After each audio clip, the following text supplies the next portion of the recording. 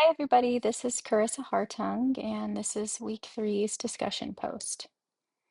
So, the first question, key elements, what do I think are the most important parts and what stands out?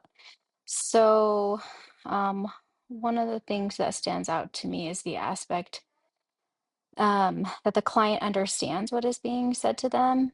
And I think assessing the client's mental status is certainly something will be helpful to determine what kind of consent they can even give.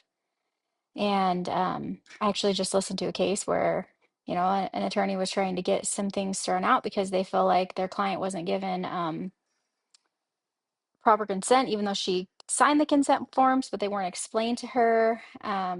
So I think that being able to say that you explained it to them and taking note of that. And for question two, are there any items that I feel might be less important? Um, well, I think it might be like hindering during the first session to tell them straight off the bat, like if you say this, or this, then I have to tell this person, then that person. I think that might be a bit of a roadblock to developing a rapport with a patient. And that leads to the next question, ongoing dialogue. So I think having an ongoing conversation with the client makes sense.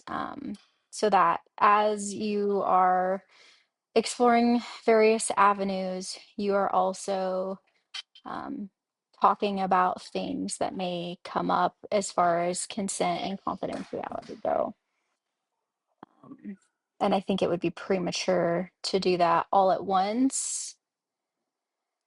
Okay, so confidentiality. Question one, importance of confidentiality. Why is confidentiality a cornerstone in therapy?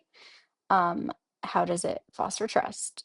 Well, if you cannot trust that the things that you're saying are going to be done in confidence, I don't know why a person would divulge the things that they are saying, especially when it comes to personal issues and anything else that comes up with which is why you're seeking, counseling or therapy. Question two, breaking confidentiality.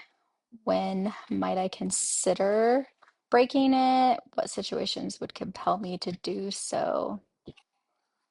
Well, anytime that there is like abuse, um, and also I would I would consider breaking that.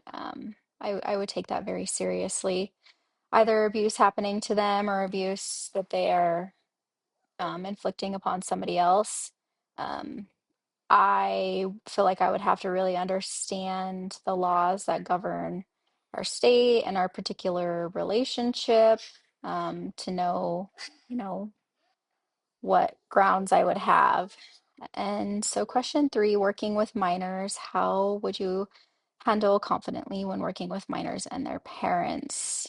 This one is tricky for me. I had a pretty strained relationship with my mom, and I feel like I would want to protect that child's confidence because ultimately it also depends on what kind of situation you're working in. We learned that school counselors like really have kind of a loyalty to the school and then to the parents, and that the students or the kids are kind of at the bottom of that totem pole.